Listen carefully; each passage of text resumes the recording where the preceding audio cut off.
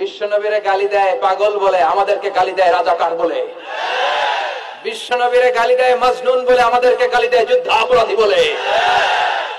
যুগে যুগে এই গালিগালাজ আছে না নাই? কিন্তু যারা ইসলামের পক্ষে শক্তি, এখন কি কাঠমোল্লা বললো না রাজাকার বললো, এগুলো দেখার সময় তাদের নাই। তারা ভয় পায় একজনকে, তিনি কে? আল্লাহর কাছে যে মাথাটা নত হয়, পৃথিবীর কারো কাছে ওই মাথা নত হয়? আমাদের স্বপ্ন যে আমরা বাংলাদেশে ইসলামকে বিজয়ী শক্তি হিসেবে দেখতে চাই। কালিমার পতাকা সংসদ ভবনে শোভা পাবে, আমরা চাই কি চাই না? লা ইলাহার পতাকা বাংলাদেশের প্রতিটা জেলায় শোভা পাক, আমরা চাই কি চাই না? মক্কার জমিনে ওটের পচা নারী ভুঁড়ি বিশ্বনবীর কাঁধের উপর চাপিয়ে দেয়া হতো, মারধর করা হতো, পাগল বলা হতো, গণক বলা হতো, মজনুন, কাহেন, শায়ের, কবি বলা হতো। বিশ্বনবীর জীবনে গালমন্দ আছে না নাই?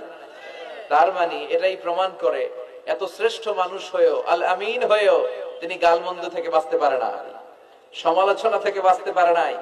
আপনি হকের কথা বললে আপনার বিরুদ্ধে সমালোচনা হবেই।